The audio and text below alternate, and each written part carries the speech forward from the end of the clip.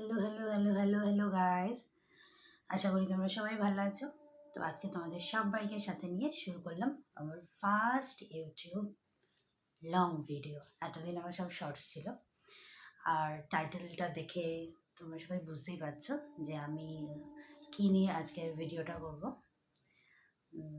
Yes, আমার C section delivery experience তোমাদের সাথে শেয়ার করবো আজকে। আমার প্রথমে বলি, আমার কিন্তু ফুল প্রেগনেন্সি 9 মান্থ প্রেগনেন্সিতে আমার কোনো রকম কমপ্লিকেশান ছিল না, আমার কোনো সমস্যা ছিল না। আমি কিন্তু পুরো অ্যাক্টিভই ছিলাম। অনেকেই খেতে পারে না, অনেকের বমি হয়, অনেকে টোটালি বেড রেস্ট থাকে। আমার কিন্তু সেরকম কোনো প্রবলেম ছিল না। আমি ফুল অ্যাক্টিভ ছিলাম, সব কাজকর্ম করেছি। কাজকর্ম মানে হালকা পাতলা কাজকর্ম, আর আমি এদিক ওদিক গেছিও, এমনকি আমি সব রকম খেতেও পেরেছি, আমার কোনো রকম প্রবলেম ছিল না। তো সেই জন্যই এক্সপেক্ট করেছিলাম যে আমার ডেলিভারিতেও কোনো হয়তো প্রবলেম, ডেলিভারির দিনও হয়তো কোনো রকম প্রবলেম হবে না। তো সেটাই হয়েছিল, আমার সেরকম কোনো প্রবলেম হয়নি। তো তোমাদের যারা সামনে তোমাদের যাদের ডেলিভারি রয়েছে, তাদের সবাইকে বলবো তোমরা কিন্তু কেউ ভয় পেও না। ডেলিভারির দিনে কোনো রকম টেনশন নেই, কোনো ভয় পেও না। তো আমার 6 সেপ্টেম্বর বাবুই হয়েছিল, আমার ডেলিভারির দিন। তো ডাক্তার তার আগের দিনই বলে দিয়েছিল যে 6 তারিখে যত সকালে পারো অ্যাডমিশন নিয়ে নিও, তাহলে সকাল সকালে তোমার ডেলিভারিটা হয়ে যাবে। তো আমার এখান থেকে নার্সিংহোম বেশি দূর ছিল না, ওই 20 মিনিটস মতো ছিল। তো আমরা সকাল 6টা সাড়ে 6টার দিকে বেরিয়ে গেছিলাম। তো আমার ডেলিভারির টাইম ছিল সকাল 9টা। বাবুই মেবি 9টা 8টা নাগাদ বাবুই হয়েছে। তো ওখানে যাওয়ার পর তো অনেক ওদের ফর্ম ফিল আপ থাকে, ওগুলো করা হয়েছে। তারপর আমাকে নিয়ে একটা ঘরে রাখা হলো, সেখানে ওরা ড্রেসপত্র আমাকে দিল, ওদের ড্রেস, ডেলিভারির সময় যে ড্রেসটা আমি পরবো সেই ড্রেসটা আমাকে দিল, ওই ড্রেসটা আমাকে পরানো হলো। তারপর আমাকে ওরা চ্যানেল করেছিল। চ্যানেল করার সময় লাগে, এটা আমার হাজব্যান্ড আমাকে আগের দিনই বলে দিয়েছিল যে দেখ তোর কিন্তু লাগবে চ্যানেল করার সময়, তো ওইটুকু ব্যথা কিন্তু সহ্য করতে হবে। তো আমি সেটা মেন্টালি প্রিপেয়ার ছিলাম যে হ্যাঁ আমার ব্যথা লাগতে পারে চ্যানেল করার সময়।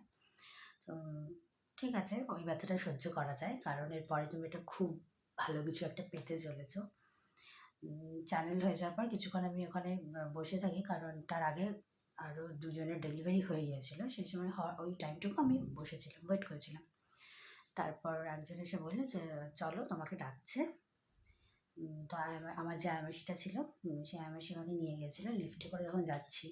তো আমি তো তখন কাঁপছিলাম অলরেডি, কারণ যতই আর কি সবাই সাহস দিক কিংবা যাই হয়ে যাক, মনে মনে তো আমার একটা টেনশন থাকে যে কী যেন হবে, কী হবে কী হবে, মানে ফার্স্ট টাইম আমার ওটি। তো ভীষণ টেনশন হচ্ছিলো। তো আয়ামাসি যেটা বুঝেছিল, আয়ামাসি তখন আমাকে বললো যে দেখো কোনো রকম টেনশন করো না, কিচ্ছু টের পাবে না। তাও যে যাই বলুক মনে তো টেনশনটা হচ্ছেই, কিন্তু আমি তখন খুবভাবে ঠাকুরকে ডাকছিলাম যে ঠাকুর সব যেন ঠিক থাকে ঠিক থাকে ঠিক থাকে। তো যাওয়ার পর ওখানে দেখলাম ওটির বাইরে আমার শাশুড়ি আমার হাজব্যান্ড দাঁড়িয়ে আছে। তো ওদেরকে দেখে তো মনে হচ্ছিলো যে কান্নাই বেরিয়ে যাবে, তাও কোনো মতো নিজেকে আর কি খুব শক্তিশালী প্রমাণ করেই ভেতরে ঢুকলাম। যাই হোক, ভেতরে যাওয়ার পর যখন ওটি টেবিলে আমাকে উঠিয়েছে, তখন ওরা আমাদের সাথে নিয়ে গল্প করছিল যে এটা তোমার ফার্স্ট ডেলিভারি কিনা, কত বয়স, কী করো, এই সমস্ত আমাকে জিজ্ঞেস করছিল। মানে একটা ফ্রেন্ডলি একটা অ্যাটমসফিয়ার তৈরি করার চেষ্টা করছিল ওরা। তো তারপর আমি ওদের সাথে কথা বলতে বলতে একজন আমাকে বললো, একজন একটা ডক্টরটা বয়স্ক, উনি বললেন যে দেখো তোমার কোমরে একটা ইঞ্জেকশন দেওয়া হবে, তো সেটাতে লাগবে না, তারপরে তোমার নিচের দিকে সেন্সটা আর কি থাকবে না। তো আমার তো তখন নিতেই হবে, তো আমি তো চোখ বন্ধ করে ঠাকুরকে ডেকেই যাচ্ছি। আর তারপর ইঞ্জেকশনটা দিল, দেওয়ার পরে কিছুক্ষণের মধ্যে দেখলাম যে আমার মনে হচ্ছিলো যে আমার হয়তো পাগুলো নেই, পাগুলো হয়তো আমার কেটে বাদ দিয়ে দিয়েছে, এরকম আমার ফিল আসছিলো। তারপর আমার যে ডেলিভারির যে মেন ডক্টর সেই উনি আসলেন, উনি এসে কথা টথা বলতে বলতে, মানে অনেকে আমাকে বলেছিল যে যখন নাকি পেটটা কাটে তো মানে ওরকম একটা লাইন মতো হয়, তখন নাকি বোঝা যায়, কিন্তু আমি কিচ্ছু বুঝতে পারিনি। ও আর তোমাদের আরেকটা কথা বলে দিই, আমার যে ডেলিভারির আগে যে ইঞ্জেকশনটা দেওয়া হয়েছিল, সেই ইঞ্জেকশনে কিন্তু আমার একটুও লাগেনি। তাই তোমরা যারা সামনে ডেলিভারি হয়ে যারা টেনশন করছো, একদম টেনশন করবে না, কারণ ওটা বুঝতেই পারবে না, মানে একটুও ইঞ্জেকশনে কোনো রকম পেন হয় না। তারপর তো আমি কিন্তু বুঝতে পারিনি যে আমার কীভাবে পেট কেটেছে। আমাকে কিন্তু আগে থেকে সবাই বলেছিল যে তুমি বুঝবে যে একটা হয়তো সুই দিয়ে কিছু দাগাচ্ছে ঝাগাচ্ছে, কিন্তু আমি কিচ্ছু বুঝিনি। তারপর কিছুক্ষণ পর একজন একজন মহিলা মেবি নার্স টার্স হবে, আমাকে বলে দেখো দেখো তোমার কী হয়েছে। তো আমি দেখলাম, জাস্ট দেখার পরে ফার্স্ট কান্না বাবুয়ে শুনলাম। তখন তো আর মানে তখন অত ব্যথা ট্যাথা কিছু খেয়াল থাকে না, তখন মনে হয় যে ও ঠিক আছে তো, ও ঠিক আছে তো। তারপর বললো যে সুস্থ আছে। আমি শুধু ওটাই জিজ্ঞেস করেছিলাম যে নার্সকে যে ও বেবি ঠিক আছে তো। বললে হ্যাঁ ঠিক আছে। মানে আমার এইটুকু সেন্সটা ছিল, এইটুকু সেন্সটা আমার ছিল সেই সময়। কিন্তু মানে কীরকম একটা ফিল হচ্ছিল যে হয়তো আমার এরপর থেকে আর কিছু নেই, এরকম জাস্ট ফিল হচ্ছিলো। তো তারপর কাকে কাকে দেখিয়ে এনেছিল ডক্টর, দেখিয়ে আবার কিছুক্ষণ মানে ওখানে আমাকে রেখেছিল আমার যতদূর মনে হয়। মানে ওটা তখন খুব ভাসা ভাসা মাথায় আর কি থাকে। মানে আমার মনে হচ্ছিল যে ওরা ক্লিন ঠিন করছিলো। আমাকে আবার ড্রেস পরিয়ে আবার সেই ওটির ওই যে অপারেশনের যে বেডটা ছিল সেখান থেকে সরিয়ে আমাকে আরেকটা বেডে রাখা ছিল, সেটা আমার মনে আছে বেডে রাখা হয়েছিলো, কিন্তু আমি কিছু বুঝতে পারিনি। তারপর সেখান থেকে আবার আমাকে লিফটে করে নামিয়ে আবার আমার যে ঘরে বেডে ছিল সেই বেডে দেওয়া হয়েছিল। ওই সময়টা আমার কিছুই ফিল হয়নি, কিছুই আমি বুঝতে পারিনি। তাই তোমরা কেউ ভয় পেও না, কারণ ডেলিভারি টাইমটা তোমরা কেউ কিচ্ছু বুঝতে পারবে না।